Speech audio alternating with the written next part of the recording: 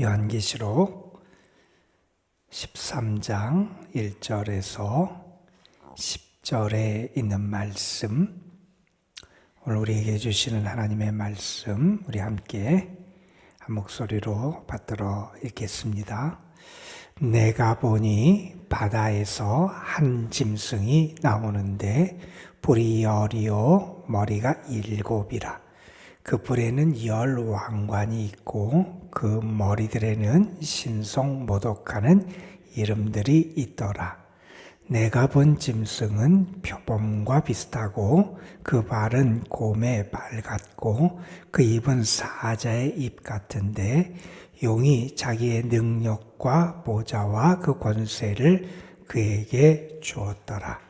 그의 머리 하나가 상하여 죽게 된 것 같더니 그 죽게 되었던 상처가 나음에 온 땅이 놀랍게 여겨 짐승을 따르고 용이 짐승에게 권세를 주므로 용에게 경배하며 짐승에게 경배하여 이르되 누가 이 짐승과 같으냐 누가 능히 이와 더불어 싸우리요 하더라.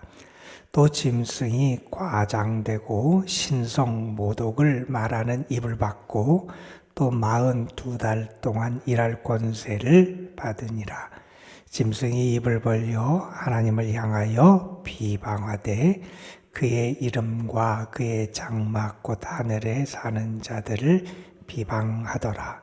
또 권세를 받아 사도들과 싸워 이기게 되고 각 족속과 백성과 방언과 나라를 다스리는 권세를 받으니 죽임을 당한 어린 양의 생명책에 장세 이후로 이름이 기록되지 못하고 이 땅에 사는 자들은 다 그 짐승에게 경배하리라.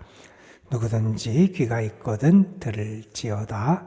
사로잡힐 자는 사로잡혀 갈 것이요 칼에 죽을 자는 마땅히 칼에 죽을 것이니 성도들의 인내와 믿음이 여기에 있느니라. 아멘. 우리가 잘 아는 것처럼 사탄의 역사는 교묘하게 사람들을 속이고 또한 자신을 그래서 가장하면서 등장하기도 하고, 그래서 우리로 하여금 자신을 숭배하고 따르도록 현혹하는 게 사탄의 역사가 될 때가 있지요. 우리가 요한계시록을 읽으면서 알게 되는 그러한 모습이 있습니다. 당시에 성도들이 받았던 많은 어려움과 시련의 모습을 우리가 만나게 되고, 그 가운데는 특별히 성도들을 향한 여러 가지 유혹의 손길도 그들에게 있었음을 알게 됩니다. 그래서 주님을 향한 믿음을 떠난 사람들이 생기는 일들도 있고요.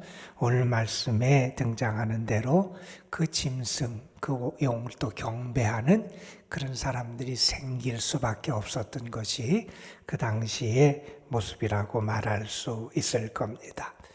우리가 지금 요한계시록 13장 말씀을 읽었는데 7 나팔의 환상 다음에 7 대접을 통한 환상이 보여지기 직전에 12장부터 14장에 걸쳐서 중간에 다른 환상들이 등장한다고 말씀을 드렸습니다. 어제는 우리가 용과 또 여인, 아이에 대한 그런 환상의 말씀을 12장에서 읽었어요. 그 말씀은 우리에게 무엇을 가르쳐 주냐 하면 왜 이 땅에 핍박이 있고 성도들을 향한 고난과 그러한 박해의 역사가 나타나게 됐는지를 설명하고 보여주는 그런 말씀을 우리가 함께 읽었습니다.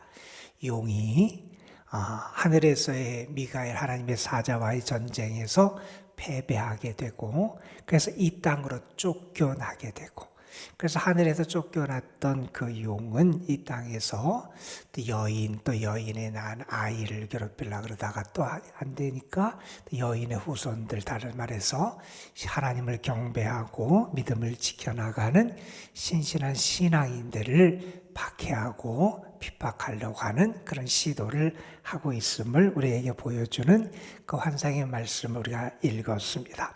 어제 말씀 12장 마지막 절에 보면 이제 용이 바닷가에 서 있다 이런 표현을 우리가 읽게 됐어요. 바닷가에 서 있던 용, 그런데 이제 13장에 오면 그 용을 섬기는 용의 하수인들이 여기에 등장을 하게 되는데, 특별히 13장에는 바다에서 올라온 짐승과 땅에서 나온 두 짐승을 통해서 그 사탄의 역사가 이 땅에 계속 이어지는 그런 모습을 우리에게 소개하는 말씀을 우리가 대하게 됩니다. 오늘 말씀해 보니까 1절에 이렇게 말씀이 이어지지요. 내가 보니 바다에서 한 짐승이 나옵니다. 그 짐승은 어떤 모습을 하고 있느냐? 뿔이 10이고 머리가 7이고 그 뿔에는 10왕관이 있고 그 머리들에는 신성모독하는 이름들이 있더라. 그래서 그 짐승의 모습이 어떠한지를 우리에게 소개해줘요. 뿔이 10이다. 10개는 아주 많다는 것이고, 또 머리가 7이다. 7도 완졌으니까 어떤 그러한 아주 장대한 모습을 가지고 있는 그런 모습으로 등장을 하고, 그 뿔에는 10왕관이 있고 강력한 어떤 힘을 가지고 있는 그런 세력으로 등장을 하게 됩니다. 그 머리들에는 신성모독하는 이름들이 있다. 이게 뭐냐 하면 마땅히 하나님께만 돌려야 될 그러한 호칭, 그러한 표현들이 있을 거 아니에요? 그런데 마땅히 하나님께 돌려야 될 그러한 호칭 표현을 이 존재에게 돌리는 거예요. 신이 아닌데 신이라 그럽니다. 존귀한 자라는 호칭을 씁니다.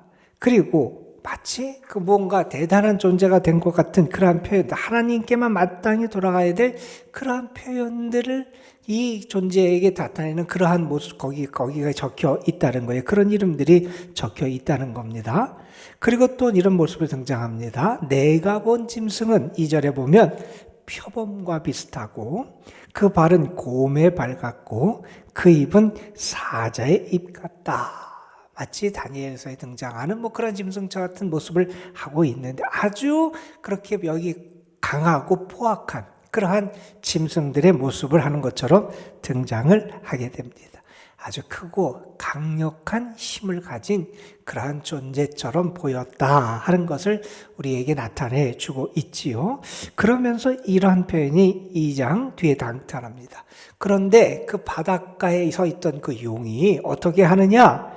자기의 능력과 자기의 보좌와 큰 권세를 그 짐승에게 줬다는 겁니다. 그러니까 그 용, 우리가 어저께 읽었던 말씀처럼 사탄, 마귀, 그 사탄이 이 바다에서 나온 짐승에게 자기의 권세 힘을 맡겨주고 위임시켜 줬다는 거예요. 여러분 여기서 우리가 요한계시록 23장을 읽으면서도 사람들이 많이 하는 그런 표현 가운데 이런 표현이 있습니다. 여기에 등장하는 용이나 또 여기에 등장하는 이 짐승들은 하나님 혹은 주님의 흉내를 낸다 이런 표현을 씁니다. 그러니까 신이 아닌데 신의 흉내를 내는 거예요. 메시아가 아닌데 메시아의 흉내를 내는 거예요. 마치 자기가 무엇이나 된 것처럼, 그가 마치 뭐나 된 것처럼 그렇게 하나님의 흉내를 내면서 그렇게 나타내는 모습을 여기에 보여주는데, 그도 자기가 가진 힘을 마치 하나님의 사람들에게 무언가를 맡기고 하나님의 역사를 맡기고 그 힘을 주듯이 마치 이 용이 하나님을 흉내내면서 자기의 권세와 힘을 이 짐승에게 맡겨줬다는 거예요. 자, 그렇게 힘을 받고 권세를 받은 이 짐승이 자기가 대단한 것처럼 뭔가 보이기 위해 하나의 퍼포먼스를 보이는 말씀이 여기 등장을 해요. 3절에 보면 이렇게 말씀합니다. 그의 머리, 7머리가 있었는데, 아마 이 머리는 당시의 로마의 황제나 이런 사람들을 나타내는 표현이었을 거다 이렇게 얘기를 하는데, 어쨌든 이 머리 하나가 상했다는 거예요. 머리가 상해서 죽게 됐다는 거예요. 그래서 사람들이 그 상한 머리를 보면서 죽겠다 이렇게 생각을 했는데 어떻게 되느냐? 그 죽게 되었던 상처가 나았다는 거예요. 근데 죽을 줄 알았는데 안 죽더라는 거예요. 그래서 어떻게 되느냐? 땅에 있는 사람들이 놀랍게 여기더라는 거예요. 마치 이것은 어린 양 되시고 메시아 되시는 예수님을 모방한 것처럼, 예수님이 십자가에 달려 죽으셨는데 다시 살아난 것처럼, 무언가 그가 죽을 것 같았는데 죽지 않는 그러한 모습을 통해서 사람들이 그 존재가 대단한 것처럼 그렇게 인식하도록 그렇게 흉내내고, 그래서 자기를 따르도록 그렇게 했다는 겁니다. 우리가 책을 읽어보면 그런 표현이 등장해요. 이것이 당시 사람들이 가졌던 어떤 전설과 신화와 관련됐던 얘기를 하는데, 이런 얘기예요. 네로가 68년에 죽습니다. 배반을 당했다가 자기 자살해서 죽어요. 그런데 그 당시 사람들에게 어떤 소문이 있었냐면, 그 죽은 네로가 죽은 게 아니라 그가 다른 곳으로 갔다는 거예요. 다른 곳으로 갔다가 때가 되면 다시 올 거다, 이런 전설 신화가 있었는데 아마 이것은 그것과 관련된 게 아닐까 하는 그런 얘기를 하기도 합니다. 어쨌든 그러한 짐승이 등장을 해서 자기가 마치 대단한 것처럼 그렇게 자기의 능력을 보여주는 것처럼 해서 사람들이 그를 따르고 경배하도록 이렇게 만든다는 거예요. 그래서 4절에 보면 어떻게 되느냐, 용이 짐승에게 권세를 줬고, 그래서 짐승이 권세를 받았는데 그 짐승이 받은 그 권세를 통해서 짐승은 자기를 나타내고 자기의 위대함을 나타내서 사람들이 그를 따르고 경배하게 하고 결국 그 용을 경배하도록 그렇게 만들어 버리더라는 겁니다. 여러분, 이게 악한 사탄의 역사고 세상의 역사다 하는 것을 우리에게 보여줍니다.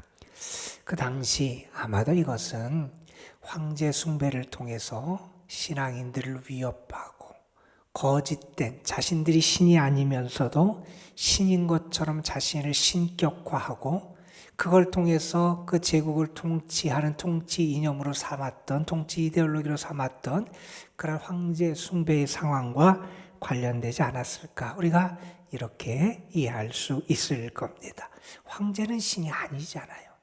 신이 아닌데 자신을 신이라 그러고 자신을 마치 하나님처럼 섬기게 하고 그렇지 않은 신앙인들을 박해하고 핍박했던, 그들의 권력을 통해서 성도들을 핍박하고 위협했던 그러한 세력의 모습을 우리에게 보여주고 있는 것이 아닌가 우리가 짐작할 수 있습니다. 자, 그럼 다음에 5절부터는 이 바다에서 나온 짐승이 하는 일이 더 구체적으로 우리에게 드러나게 돼요. 그 짐승이 어떤 일들을 하느냐, 어떤 행위를 하느냐, 그가 받은 게 있다는 거예요. 뭘 받았냐면 과장되고 신성모독을 말하는 입, 그의 입을 통해서 하나님을 모독하고 하나님께 돌아가야 될 것을 자기가 취하고 자기가 받는 그러한 입을 가지고 있다는 거예요. 여러분, 4절에 보면 그런 표현이 뒤에 나와요. 누가 이 짐승과 같으냐, 누가 능히 이와 더불어 싸우리요. 이것은 사실은 하나님께 돌아가야 될 찬양이고 하나님의 능력과 모습을 나타내는 찬양의 내용이 돼야 되는 거잖아요. 누가 하나님을 대적하겠느냐, 누가 하나님처럼 위대한 분이 있느냐. 근데 이러한 찬양이 이 짐승에게 간다는 거예요. 그러니까 그 짐승은 하나님께 마땅히 돌아가야 될 경배와 찬양을 자기 것처럼 받고 자기가 취하는 그러한 신성모독의 존재라는 거예요. 그런데 그러한 신성모독의 말을 하는 이 짐승이 그 입을 가지고 42달 동안, 3년 반 동안 마지막 때를 나타내는 것이고, 그 동안 그가 이렇게 자기의 권세를 나타낼 거다. 그러면서 어떤 일을 하느냐? 그가 받은 그 입을 가지고 입을 벌려서 6절에 보면 하나님을 비방하고 하나님을 모독합니다. 하나님의 이름과 하나님의 장막과 또 하나님의 사람들을 모독하고 비방하는 일을 계속 할 거라는 거예요. 이 악한 그러한 그 용의 하수인이 된 이 짐승이 그러한 일을 할 거다 하는 말씀을 합니다. 그리고 또한 그 용이 어떤 일을 하느냐, 7절에 이렇게 말합니다. 성도들과 싸워 이긴다. 성도들을 박해하고 핍박할 거란 얘기죠. 그리고 다른 지역들, 세상을 다스리고 통치하는 그러한 권세를 나타낼 거다 하는 겁니다. 여러분, 그런데 우리가 분명히 잊지 말아야 될 것은, 그것은 제한된 시간, 제한된 한정적 시간에 그들에게 주어진 권세였다 하는 겁니다. 자, 이렇게 용으로부터 권세와 힘과 권력을 위임받은 이 짐승이 이렇게 나타내니 사람들이 어떻게 하느냐? 여러분 8절에 보면 사람들이 그 짐승에게 경배하게 되더라는 거예요. 그 짐승을 마치 신처럼, 마치 무엇이라 된 것처럼 섬기더라는 거예요.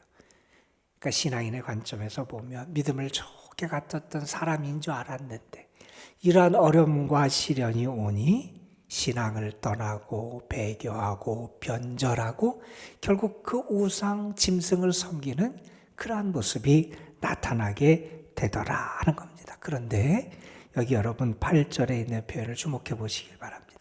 누가 그 짐승에게 경배하느냐? 어린 양의 생명책에 이름이 기록되지 아니한 사람. 어린 양의 생명책에 이름이 기록되지 아니한 사람.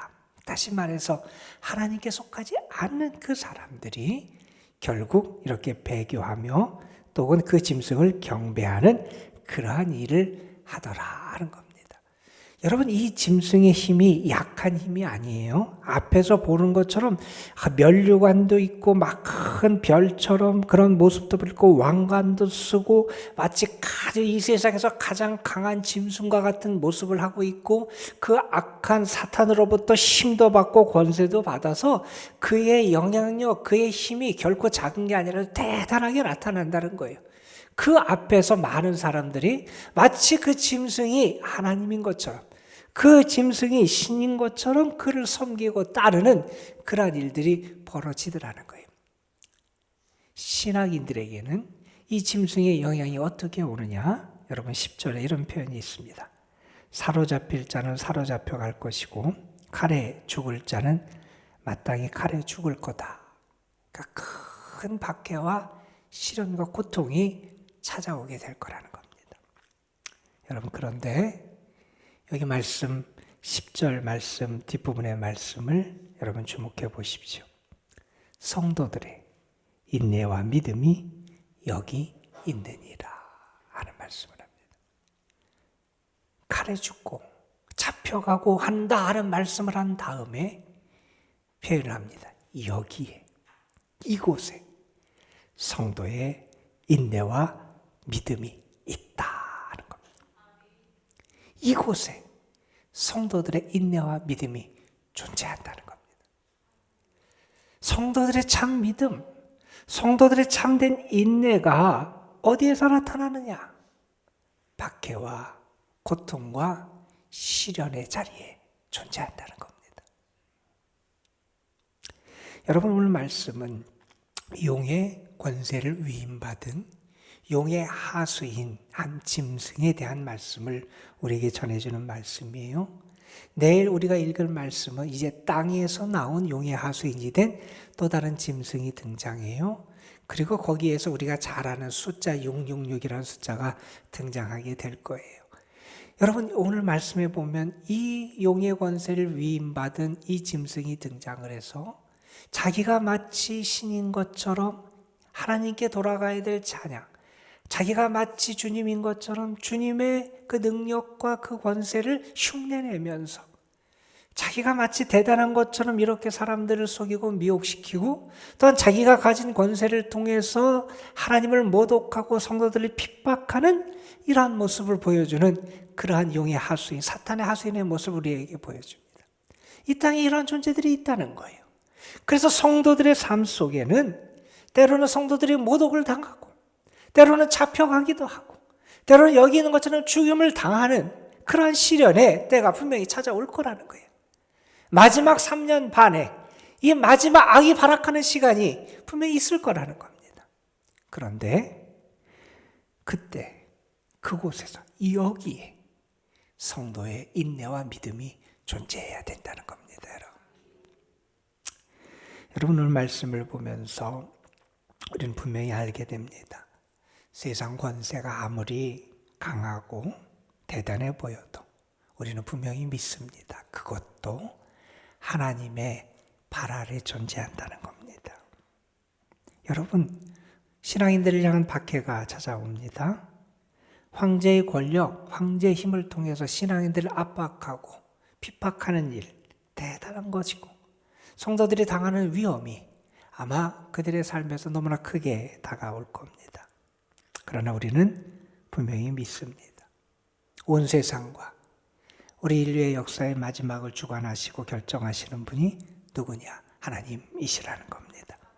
우리 하나님은 용보다, 짐승보다 훨씬 능력이 있으시고 대단한 분이시고, 이 하나님은 일어나는 모든 일을 꿰뚫어 보시며 모든 것을 통해서 하나님의 경륜과 섭리를 이루시는 분이 우리 하나님이시라는 겁니다.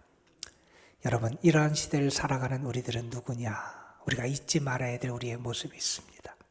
여러분, 8절에 있는 말씀처럼 우리는 죽임당한 어리냐. 어제 말씀에서 성도들이 시련의 때를 이길 수 있는 무기가 나왔어요. 어린 양의 피, 그들이 간직한 믿음의 고백과 증언, 어린 양이 되시는 예수 그리스도의 은혜를 받은 사람이고, 우리는 주님의 생명책에 기록된 그런 사람임을 우리는 분명히 기억하며 살아갈 수 있어야 한다는 겁니다. 나는 생명책에 기록된 사람이다 하는 것이고, 그런 우리가 우리의 믿음을 나타내야 되는 곳, 그 시간은 박해와 시련이 있는 곳이고 역경과 고난이 있는 자리가 우리의 믿음과 우리의 인내를 나타내야 되는 그러한 때다 하는 겁니다. 어느 분이 이런 표현을 했어요. 성공이라는 종착역이 있다면 그 종착역에 이르게 하는 삶의 기관차가 있다, 뭐 이런 비유를 했어요. 그런데 그 삶의 성공이라는 그 종착역에 이르게 하는 기관차는 요새식으로 말하면 우리 KTX 같은 초고속 열차가 아니라 인내라는 완행열차다, 뭐 이런 표현을 했어요. 때로는 답답해 보일 수도 있고 우리가 괴로운 시간일 수 있지만 그때 성도들의 인내가 있어야 되고 그때 하나님을 향한 믿음이 있어야 한다는 겁니다. 우리는 그런 생각을 할 때가 있어요. 아유, 나는 자격이 안 되는 것 같아요. 나는 인내도 못하는 것 같고 나는 믿음도 없는 사람 같아요. 그래서 내가 어떻게 그 시간을 견뎌내고 이겨낼 수 있을지, 나는 아주 미약하고 별거 아닌 것처럼 내 자신을 바라보고 생각할 때가 있기도 합니다. 어느 분이 한 이야기를 여러분에게 들려드립니다. 그분은 이런 표현을 합니다. 하나님은 굽은 막대기로도 정확히 치실 수 있습니다. 그러니 당신이 쓸모없는 사람이라 여기며 실망하지 마십시오. 하나님은 당신을 들어 그분의 뜻을 이루실 것입니다. 굽은 막대처럼, 때로는 짧은 막대처럼 우리 자신이 연약해 보일 수 있습니다. 그러나 주님이 우리와 함께 하시고 하나님이 우리를 도우십니다. 주님의 생명책에 기록된 사람답게 하나님이 우리를 통하여 더 인내하게 하시고 믿음으로 승리할 수 있도록 분명히 역사해 주실 줄로 믿습니다. 여러분, 오늘 여러분의 삶이 정말 인내와 믿음을 나타내야 될 그곳에서 그 시간에 나타내며 주와 함께 승리하는 삶이 되시기를 주님의 이름으로 축원합니다. 기도하시겠습니다. 아버지 하나님, 어려운 때, 박해의 때 우리가 믿음을 나타내고 하나님을 향한 우리의 신뢰가 더 굳건해야 되는데 자꾸 그 앞에서 무너지고 또한 세상을 따라가고 사탄의 역사를 대단한 것처럼 바라보며 현혹될 때가 우리에게도 있습니다.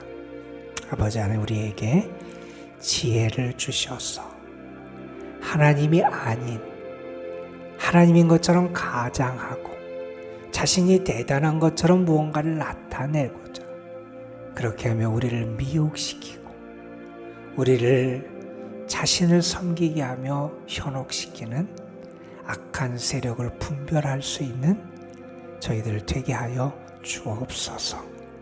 아버지 하나님, 주님만을 바라보게 하시고 하나님의 다스림과 역사하심을 온전히 믿고 바라고 의지하는 저희들 되게 하여 주시옵시고, 그래서 때로는 우리를 현혹하고 유혹하는 그러한 세력들의 유혹이 있지만 그것에 이끌려가지 않는 저희들 되게 하여 주시고, 뿐만 아니라 또 우리를 압박하고 우리를 핍박하고 우리를 박해하는, 우리에게 고난과 시련을 주는 악의 역사 앞에서도 우리가 비굴해지지 않게 하시고, 또한 우리가 우리의 믿음을 떠나는 어리석은 행동을 하지 않게 하여 주시고, 그 시간도 그 자리에서 우리의 믿음이 있고 우리의 인내가 살아있어서 그 모든 것을 견뎌내고 이겨내는